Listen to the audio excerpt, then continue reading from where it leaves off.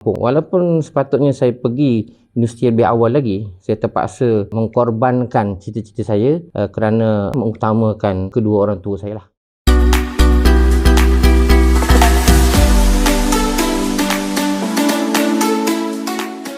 Berkaitan dengan penglibatan saya dengan NGO, saya bermula ketika saya berumur 17 tahun lagi, di mana ketika itu saya sering mengikuti pakcik saya, iaitu adik kepada bapa saya, Tuan Haji Jemari. Dia ni adalah pengurusi Perkim daerah Sabak Bernam. Jadi saya sering mengikuti pakcik saya ini dalam program-program yang dijalankan.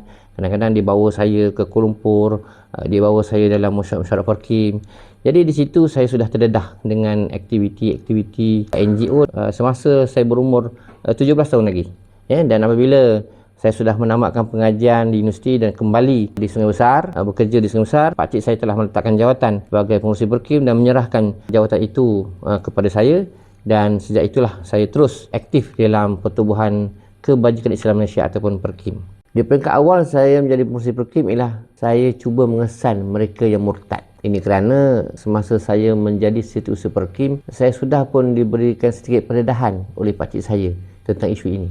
Jadi apabila saya mengambil alih, saya telah bertanya kepada mu'alaf-mu'alaf yang lama. Setakat mana yang mereka tahu di kalangan mu'alaf ada yang murtad. Jadi ketika itu Pakcik Salim, seorang mu'alaf yang lama yang menjadi ahli Perkim di daerah Sabak Bernam, telah menyatakan bahawa ada banyak kes sebenarnya kes murtad di daerah Sabak Bernam ni. Oleh kerana itu, saya telah meminta jasa baik Pakcik Salim untuk menyenaraikan mereka-mereka yang murtad tersebut, di manakah rumahnya, tempat tinggalnya dan sebagainya.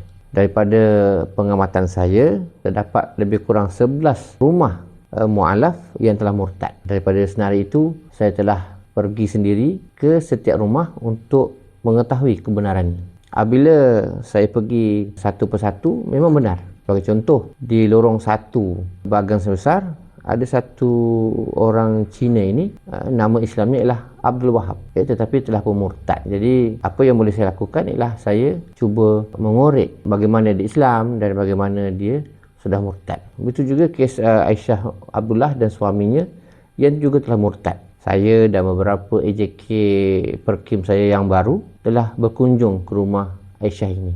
Dan ketika kami pergi, sudah pun ada tokong di dalam rumahnya. Saya melihat bahawa Perkim perlu kepada mencapai objektif penubuhannya. Saya telah berazam untuk mengembalikan objektif Perkim sebagaimana matlamat ditubuhkan. Justru itu langkah pertama saya ialah mengesan mereka yang murtad.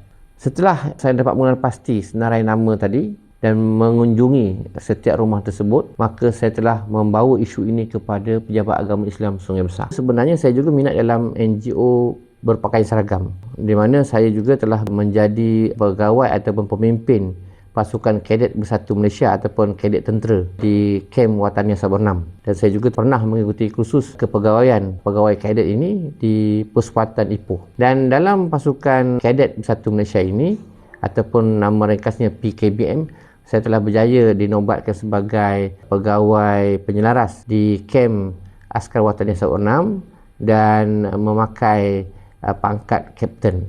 Minat saya dalam pakaian seragam tidak terhenti di situ sahaja, tetapi saya telah menerima tawaran untuk menjadi pegawai sukarela Jabatan Pertahanan Awam Malaysia, di mana saya telah dianugerahkan dengan pangkat Major, pangkat Major Bersekutu di Jabatan Pertahanan Awam Malaysia. Selain daripada itu, saya juga terlibat dalam NGO Biro Tata Negara, di mana saya telah dilantik sebagai Ketua Sahabat Biro Tata Negara daerah Sabak Bernam, di mana saya seringkali dipilih sebagai urustia ataupun fasilitator dalam program-program kursus-kursus Biro Tata Negara.